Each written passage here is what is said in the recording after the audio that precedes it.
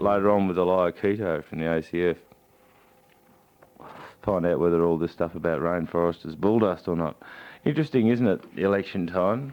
Liberal National Party policy, no environment. None at all. No which is environment. terrific, really, because if there isn't one, we don't need to worry about it. Look, I think, fortunately, there's even a split there, apparently. We'll find more about this when we talk to Aila Keto. Apparently there are National Party people in Queensland calling for World Heritage listing support for the Queensland rainforest. Good morning, Ray. What do you think about that? I think it's a good idea. It's a bit of a change for the Nationals, I reckon. Yeah, it's about time. It just shows you that natural history should be for everyone, and at the moment it's a shocking thing to have a choice of one right-wing party that comes out at the last minute with a couple of heritage rulings, and from our mate Bazza, who we'll try to talk to this evening, Barry Curran, and pick up the odd vote, and you got the other lot to just say destroy the lot, basically. Well, no, leave it to the states. It's a bit of a worry. It would be nice to see governments who'd planned for more than the next... Well, you only have to plan 2 years ahead, because if we're supposed to have elections every 3 years, it actually means you only have them every 2. I only have to think 2 years ahead. That's fine. I noticed one of the other things that the Liberals wanted to abolish was... the Ministry for the Future. I shouldn't call it the Ministry, the Commission for the Future, which that'll put Philip sounds Adams a bit out of not.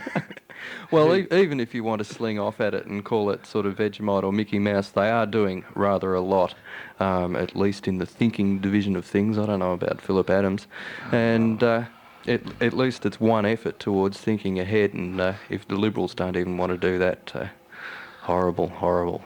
Well, I don't know about horrible. Anyway, sharks bite into communications, one of the various features we have on Notes of the News today. Interesting bits and pieces about turtles getting to amazing depths. Shark bite into communications, an interesting one. They've been laying fibre optic cables to Rhode Island, New York, and sharks apparently have managed to survive the water and bite the cables, and are costing them something like 350 grand a hit. As in The Sun on this Saturday. Who says there aren't good stories in The Sun? By gum, this biscuit is bearable. A very witty article in The Australian by Mark Ragg. A Sydney biologist is trying to tempt international markets with the latest variation in national food, the koala biscuit. Rest assured they contain no sliced or diced koalas, despite rumoured approval for such delicacy by the Minister for Sport and Tourism, Mr Brown, who, by the way, if you didn't hear, got pissed on by a koala, which is why apparently he's a bit nasty towards them. The cost of disruption but anyway, apparently what the total story is there is that they've been having trouble keeping koalas alive overseas in Japanese zoos, and so their whole idea is they're going to make these biscuits to make it better. But of course the biggest threat to koalas is bloody clearing of roadside vegetation, the loss of trees in paddocks, and it's absolutely ridiculous that we've got this koala program funded by the American Express money and all the rest of it, and there is no survey, no paid for survey of the status of koalas in Victoria. And I certainly know in Gippsland koalas there are a very dubious status. We've had big bouts of disease. We've got a limited genetic stock of koalas because, for those of you who didn't know, they were shot out so badly in the 30s and 40s, up in the 1930s particularly, that the numbers were lowered to such a point that restocking in a lot of cases and throughout much of Victoria has been artificial, using stocks from Phillip Island and French Island. And these stocks appear to have, particularly the French Island koalas, chlamydia, which is an infection of the eye, which also tends to infect the reproductive tract. And it's just ridiculous that here we are making koala biscuits and exporting them all over the world, and we can't even look after them where they are here. I wonder how much this research cost, because in Japan what they're actually doing, the climate's so cold, they've got huge glass houses that they're raising the eucalypts in. In New York, they don't really think that they can afford to have these glass houses. It gets too cold in the winter for the gums that are suitable for koalas, and so they hoon into all this expensive research to work out bickies for them, whereas the research at home, even the koala survey, while it's good, is still not adequate enough for their conservation. Yeah. Well, that's right, and that's one of the things that we'll bring up later in the program, is that the Parrot is going to have a real move on educating you about Australian native mammals, and we're going to have a series starting up in a couple of weeks that'll go through until we get right through the mammals native to Victoria and Australia, and trying to interview people who studied them, and let you know how much we do and don't know about native mammals in Australia. It's probably one of the areas of greatest ignorance. Remember, we think we had a talkback last year, and we only had people ring up who could come up with 5 names or something. It was about 5. I think it was 5 was the most. It was the record, yeah. Well, we should have some deadly prize giveaway, but we'd have to have a call-in limit of Well, 20 I don't know. names at least. Or After that show, because we had this bloke up at work with us on one of these sort of weekly some work smart ass programs. that ran up with 45 or something. No, some smart. He was one of the intellectually disabled people that sort of to do a bit of work through Helping Hands, and I rolled up to work, and he said, "Oh, you forgot these," and immediately rolled a couple of dozen off, which I thought was very impressive, and he certainly had a wider knowledge of it than any of our callers did at the time. Well, and it's not our callers' faults too, so don't squirm out there and say those arrogant buggers on air. Reckon they know every mammal on Earth. Well, I don't care anymore, and all I want to know about is the mammals I mate with, and the rest of them can get dropped off and all the rest of it. The ones I don't want to know about, the mice in our stove. Oh, Roger. They've all moved inside. They'll get cancer because they keep on making nests out of the asbestos lining in the stove. I'm sure they'll be really concerned about that. And I'm sure most of our listeners will be too. So if you have a stove that has asbestos in it, check, because your mice might get cancer. Look out, they could have tumours. Traumas. The turtle sinks to amazing deaths. Well, the turtle doesn't actually sink at all, but some work done on leatherback turtles recently has shown that they will go to a depth of at least 1,200 metres, which is 1.2 kilometres, in hunting jellyfish prey, exceeding the 1,140 metre record set for air-breathing animals by sperm whales, which I think that record was set by a dead one with its jaw wrapped around a cable that was at that depth. I think that's how they got the depth for sperm whales. And it opens up a lot of interesting questions about turtles, and actually it opens up a lot of interesting questions about hot-bloodedness and cold-bloodedness, because it's one of those things that you're taught at school and taught as a kid, and I was taught too, that there are hot-blooded animals and there are cold-blooded animals, and the hot-blooded animals, like us, maintain a constant body temperature and we're so advanced, and then there's the primitive little cold-blooded beasties like frogs and like turtles whose body temperature and therefore their activity is set by the surrounding temperatures of the environment that they're in. Now, to diverge from this turtle article in a minute, which is very interesting that we've got turtles that do dive that deep, but last night I couldn't help but notice a great stack of frogs, striped grass frogs, spotted grass frogs, Ewig's tree frog and that Leisure's tree frog, all croaking their little hearts out. And it was freezing, absolutely and utterly unbearably cold. And here's these cold-blooded animals, one of the coldest days of the year, going for their life, El Croco. So another thing that we have to follow up and get on to the chaps at Melbourne Uni and find out how come these frogs can get fired up. Any clues there, Ray? Oh, no, I don't know why they'd be sort of getting out there in these cold nights, fired up. Anyway, this leatherback turtle was captured at Nova Scotia 7 years ago. One of these leatherback turtles has been studied and was found to have a body temperature of 25.5 degrees, which is 18 degrees above the water temperature. Now, a researcher who we'll bring on here tonight, we hope, Colin Limpus of the Queensland National Parks and Wildlife Service in Townsville yesterday described the Nature report about the leatherback turtle diving as extraordinary. Just 3 years ago, he reported observing a leatherback feeding at 50 metres, then a record for the species. Dr. Limpus said that leatherbacks had puzzled marine biologists for many years.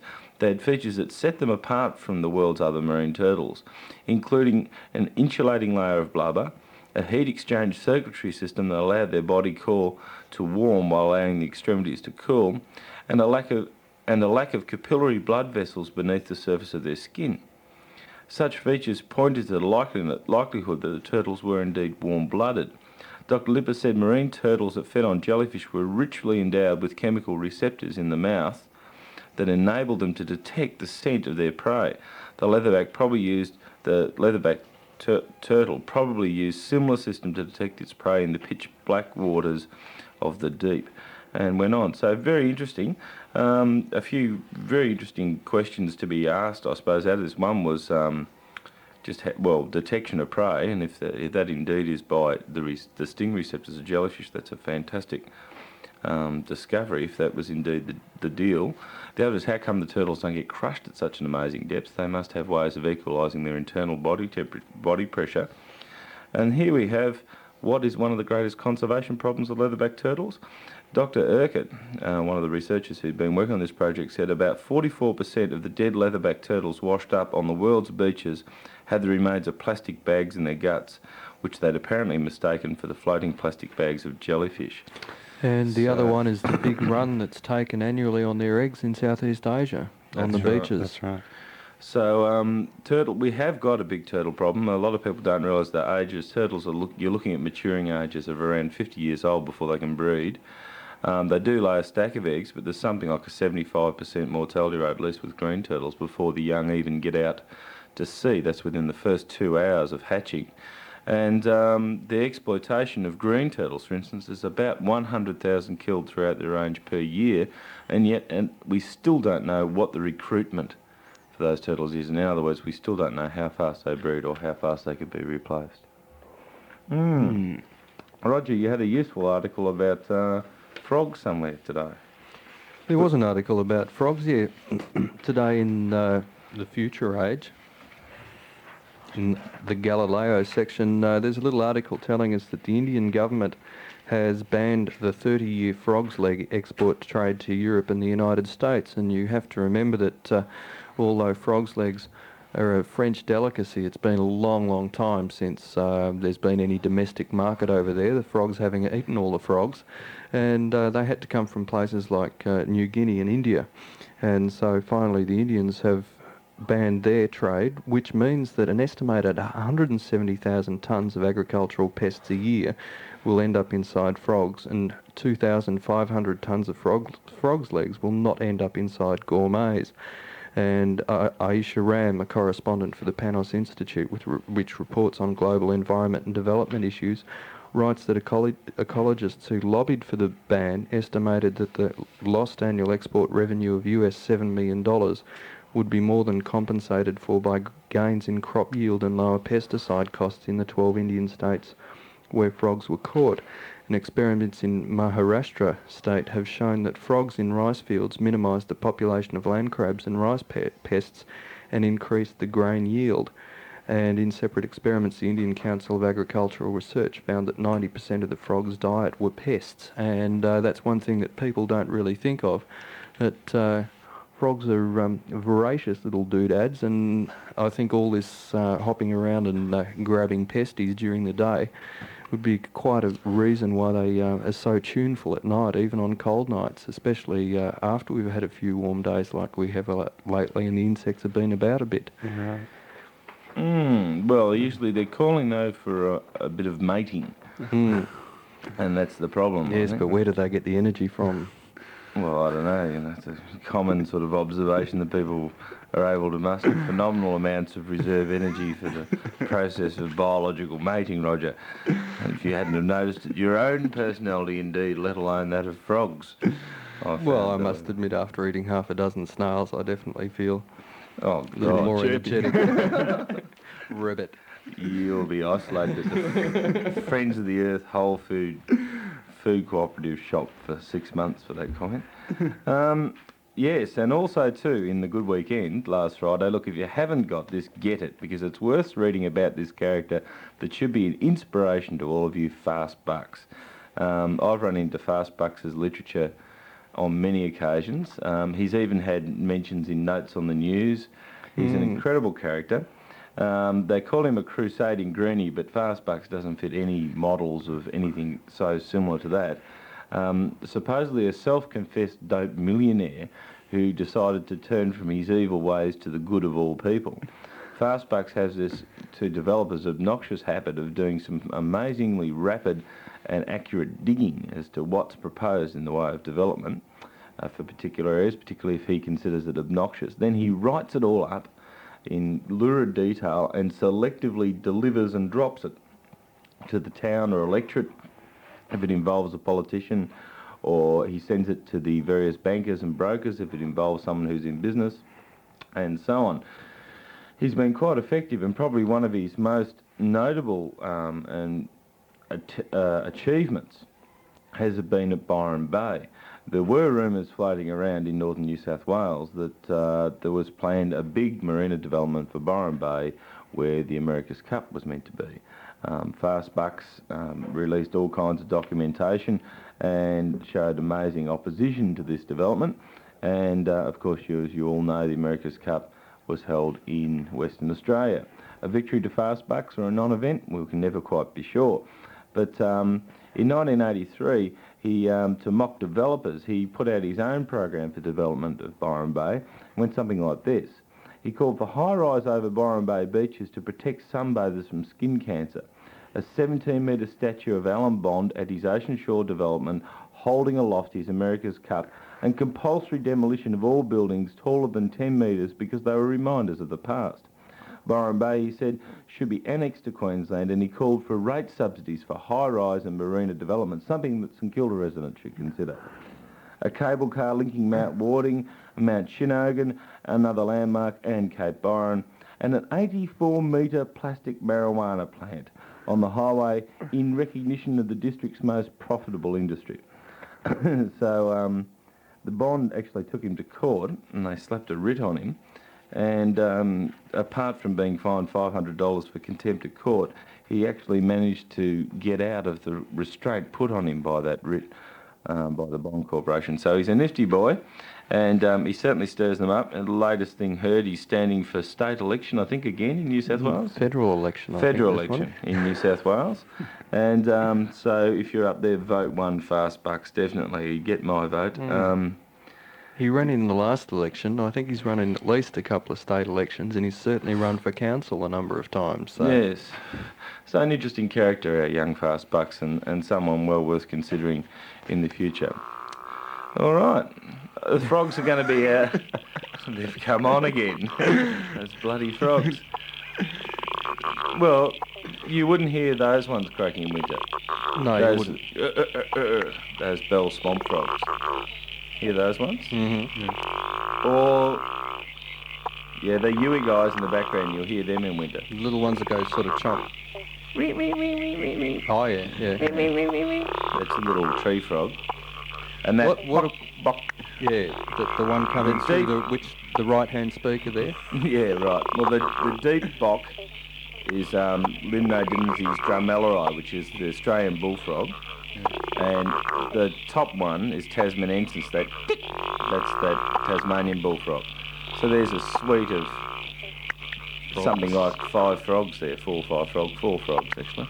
And but anyway, after frogs we'll go into a track, and we'll come back with Dr. Aila Keto to find out if all this rubbish about heritage isn't quite so much rubbish and what it means to Queensland.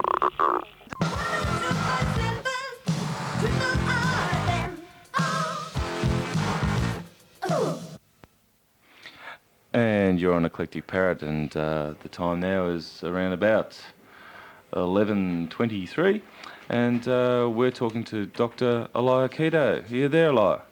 It's Aila. Aila, sorry, mate. Girl, I'm having a good day today. And Aila, good news on heritage listing for northern rainforests proposed by Barry Cohen. Yes, well, it's more than just a proposal. There has been a specific initiative taken by the Hawke government. They have passed the Cabinet Minute, which is the first procedural action to initiate nomination.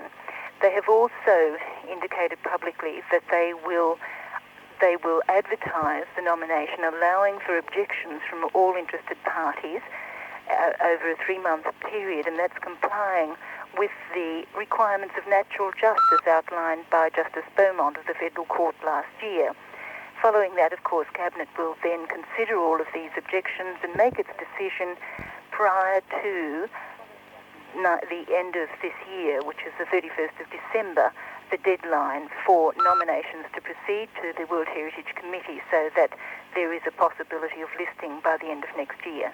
Which areas of rainforest are included? Does it include the areas that were adjacent to Daintree? Does it include the areas to the southwest of Cairns? Yes, it's very important to see the rainforests in northeast Queensland as an integral whole. They are relict rainforest, ancient rainforest, the oldest continuously existing tropical rainforests on this planet, and occur as almost a continuous block of rainforest stretching from Cooktown to almost near Townsville.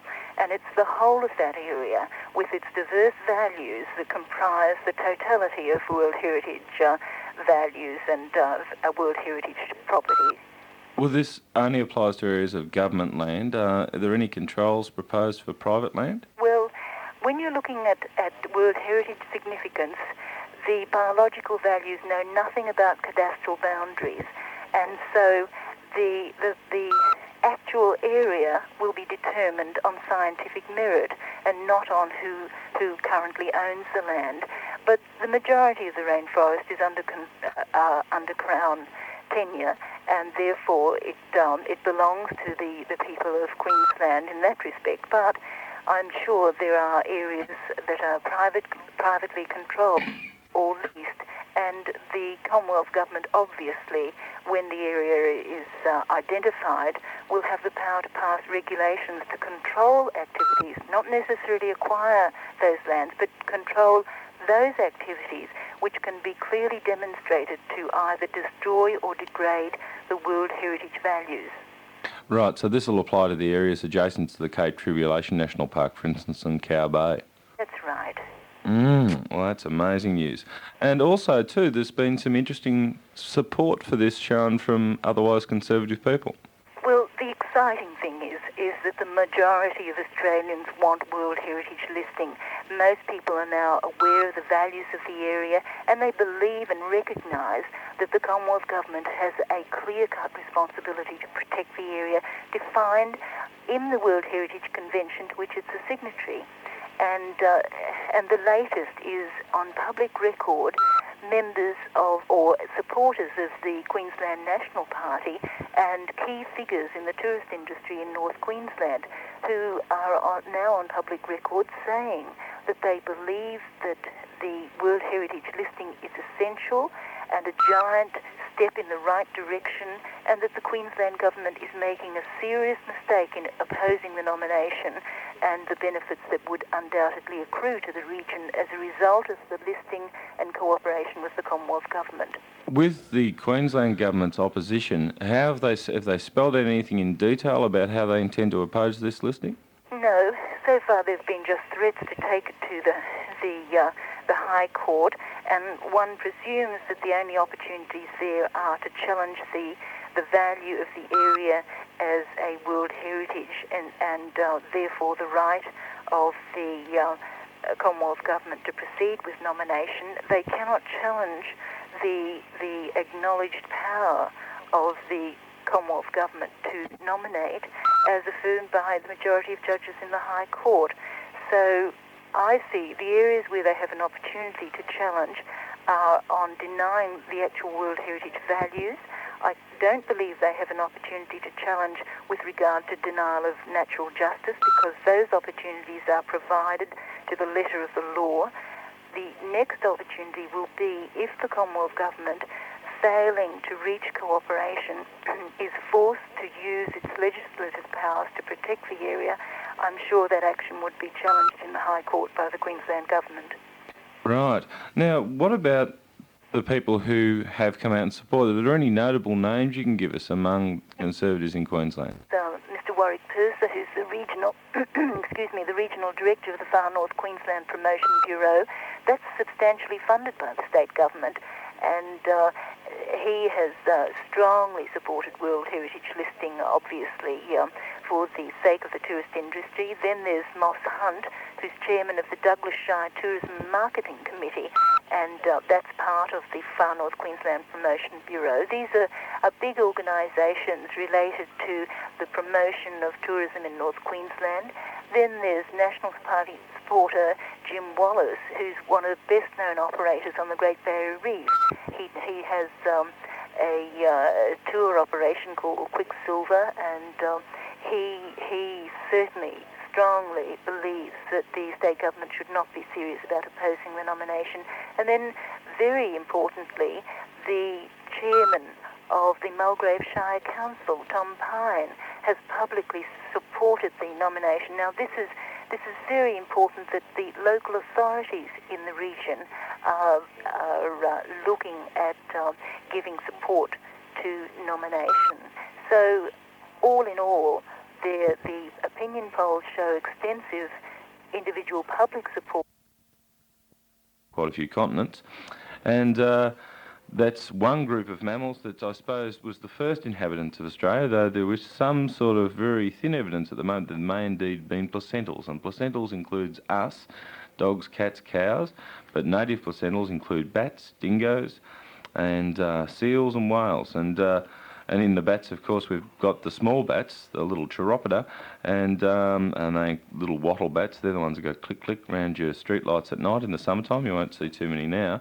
And also we've got the large fruit bats, which, as we've said on previous shows, research has shown that may indeed be more closely related to primates than they are to other bats. So, pretty interesting mobs, and just to get a look at all of these animals, it's just absolutely mind-blowing. This book will only set you back $25, which is $1/4 of $1 check, so it's not exactly what you call the greatest pocket bender on earth. And when you start getting into it, you'll just realise the fantastic diversity of mammals. Now, glimpsing mammals in books and in photos is one thing. It shows you what they look like. But you'll soon discover how little is known about the mammals when you go through their life cycles. And most of this book presents, the summation of what's known about particular mammals. But when you go through it, they get quite thin. Now, let's pick out a couple of mammals that you may not be aware of in Victoria. And everyone might have heard of wallabies. Everyone may have heard of, maybe not rock wallabies. And here we go. Here's a yellow-footed rock wallaby. Is this Victorian? It's not Victorian. Going very well here, Uncle Bob. It's almost just. It used to occur in Mildura, up around that way.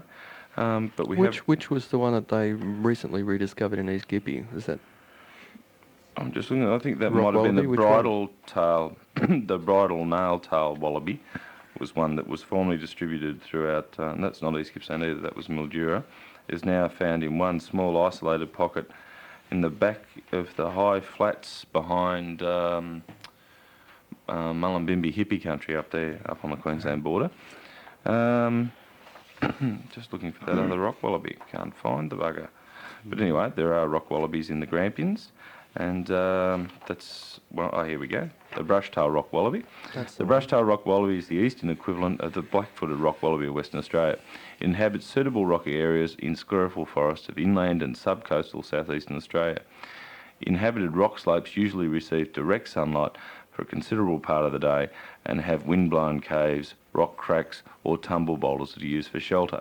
The shelter may also be provided by dense stands of lantana in the northern part of their range. Although colonies may live in places where grass does not grow, these are always close to some areas of native introduced grasses, usually open forest. The nominate subspecies appears fairly common in suitable habitats in the region of the Upper Richmond and Clarence Rivers and in through New South Wales. It's also present in Victoria, and the southern limits of its range are not precisely known, but it has been found in Buchan in Victoria. And it's an interesting animal, a beautiful wallaby with an incredibly long tail. And it's a good thing to think of in terms of your own exploration of the bush, rather than just going out and visiting places. It's a really good idea to go out and find an animal. And indeed, if you took it upon yourself to find the brush-tailed rock wallaby, and indeed did succeed, you'd be quite pleased with yourself, and it'd certainly give you a lift.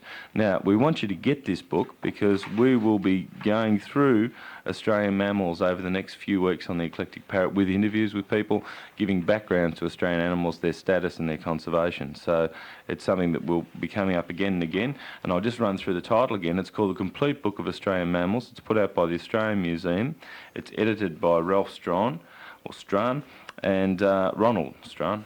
And going well today. And it's definitely worth keeping. One criticism of the book that when we reviewed it we gave it to last time is on the first list of introduced mammals. First up, it's got the bloody dingo, and a dingo is not an introduced mammal, and no way, Jose, and they're right up the old proverbial creek with the barbed wire canoe on that one.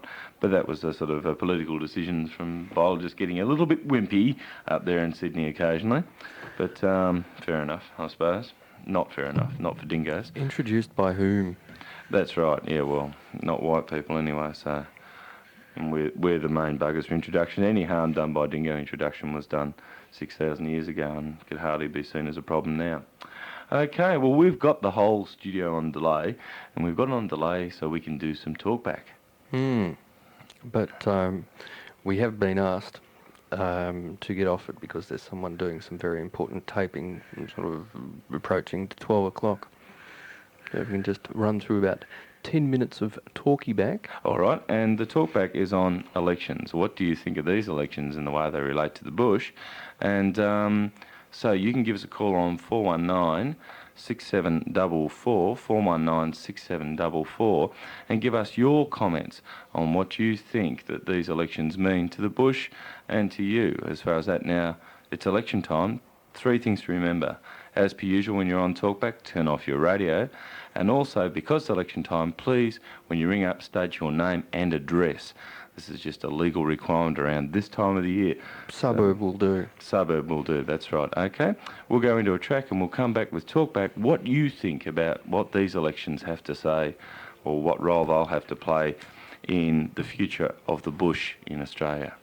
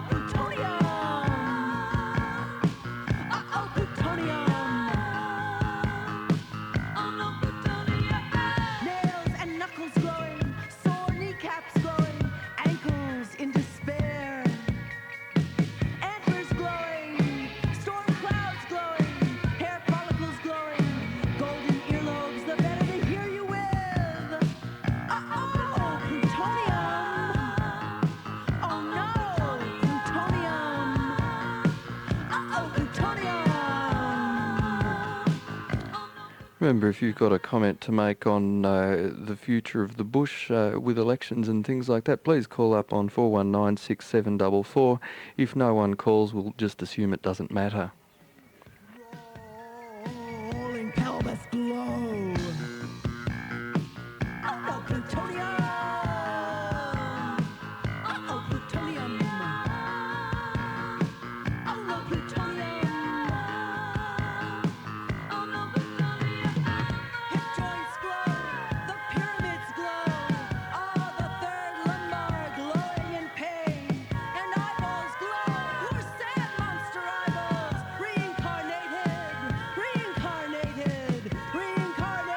for 250,000 years.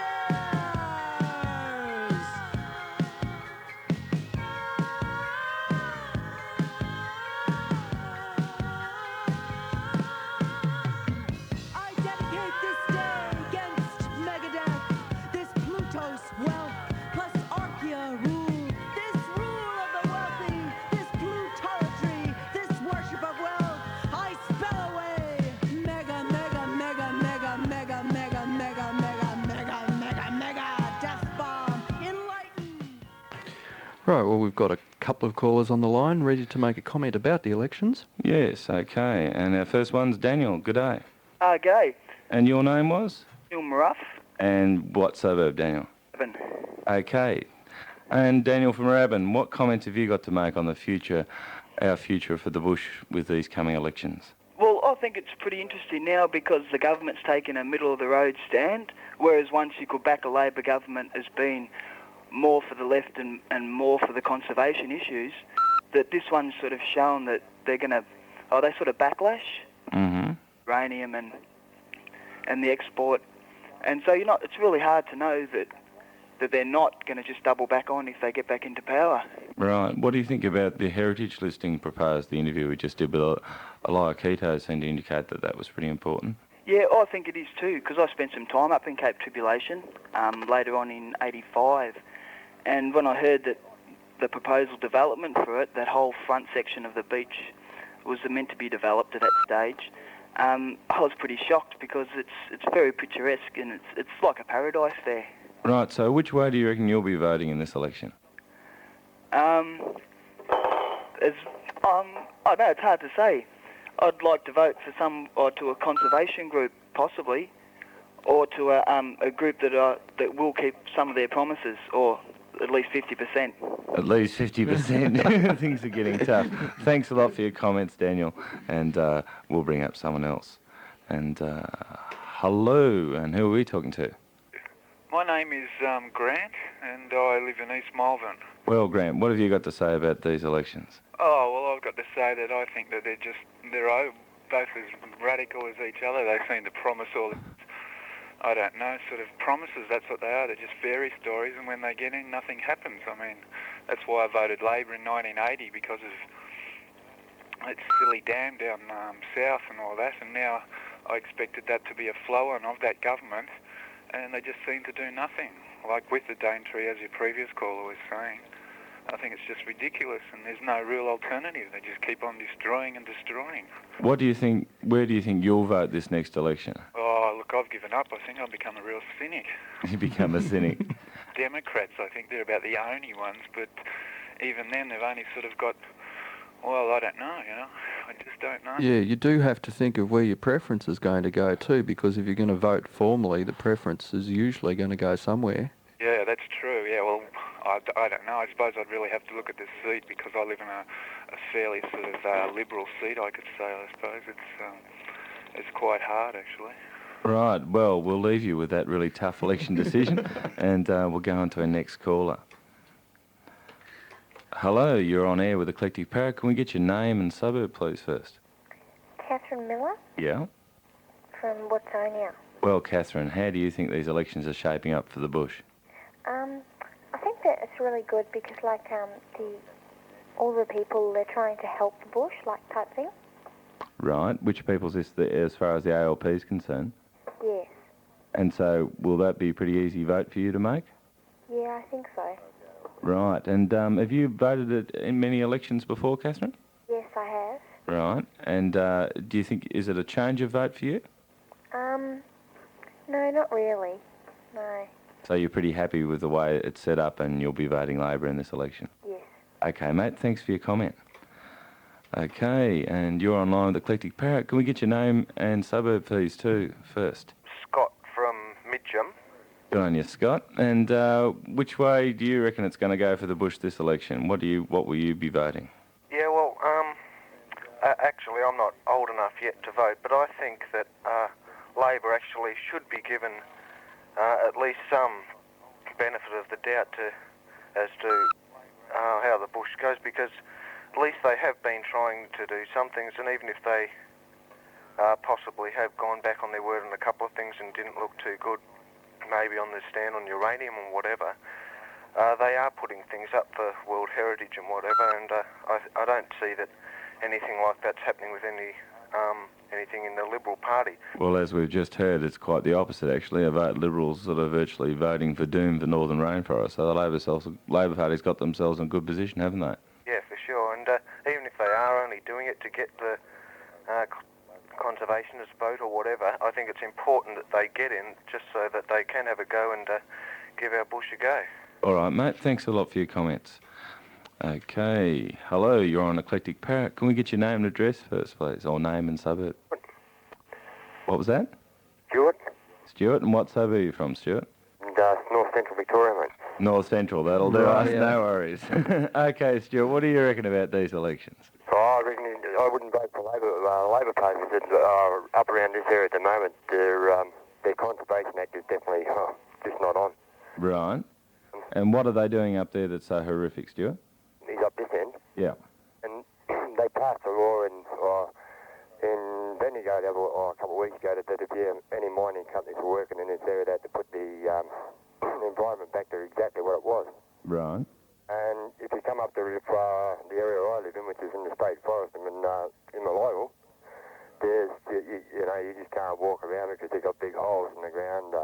uprooted trees that just completely, absolutely wreck the environment. Right.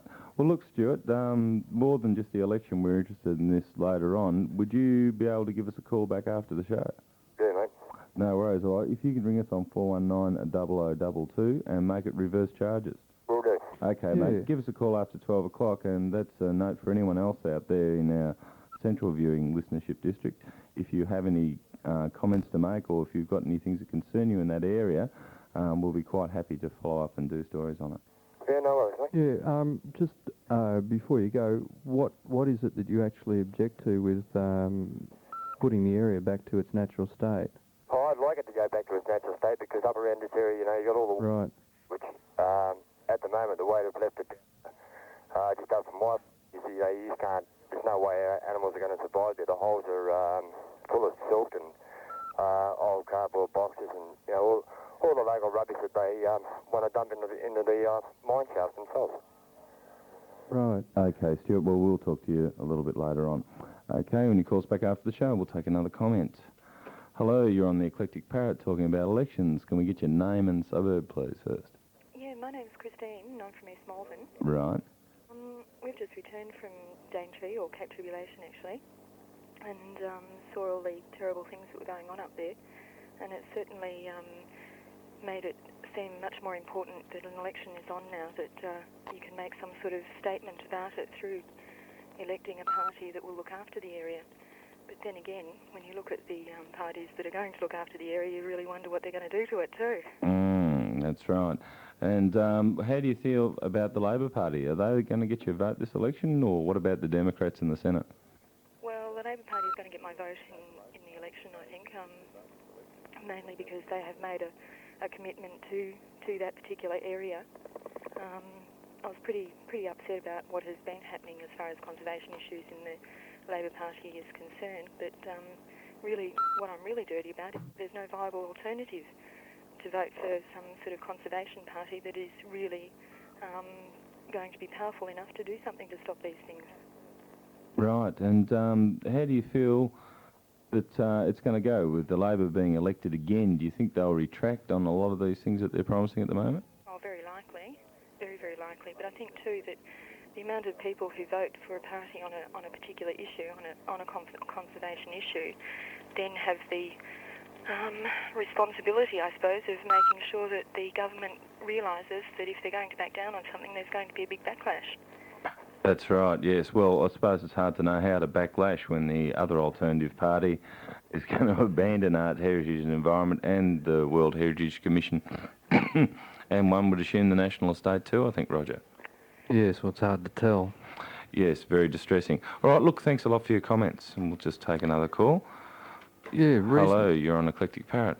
Hello, this is Alistair. I'm from Richmond. I've just got a comment to make about Dr. Norman Sanders' little tree show on ABC News they had recently. He was showing a nice big tree and good shoots and good growth everywhere and saying, this is a vote for the Democrats.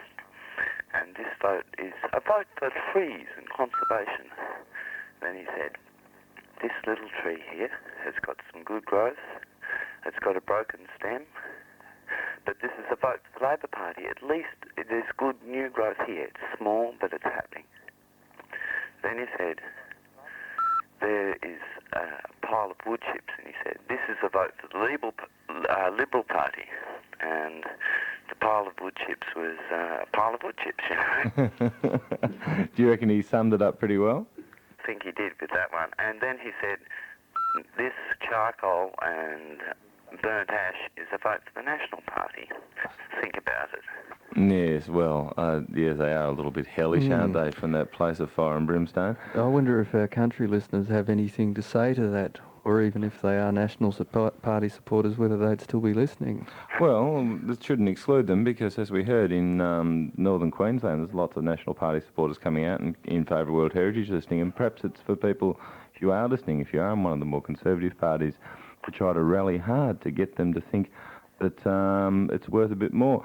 How do you feel that, do you think that conservative parties will eventually come around to adopting conservation platforms in their election platform?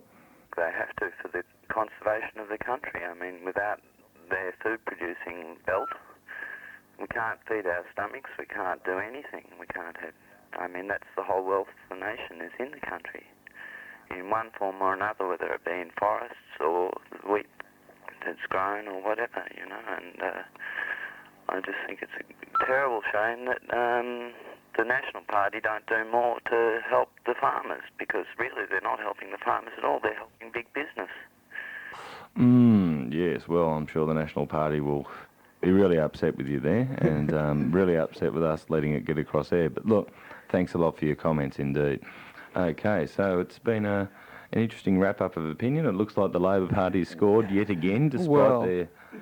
Yeah, although there's this continuing sort of seems to be an attitude amongst the major parties that conservation does not really influence people's votes, but I think most of the people that rang up, it shows pretty clearly that they've got a concern about the bush and natural history, and that they do want to see it preserved, and they're willing to put their politics where their opinions are. And it's sort of like a whole lot of square pegs and round holes, and you've just got to try and find the one that fits the best, I suppose. That's right, and I think probably from my point of view it is important, as we spoke to Jeanette Powell, who we might be speaking to again this evening, we found out that it's really important to keep a balance of power in the Senate in the hands of the Democrats rather than the National Party, because even if Labor does get in, we could be in a difficult situation with a lot of this Heritage Act and so on if we have a blocking Senate on those things. And a lot of people have been very complacent that the Senate has actually allowed a lot of things through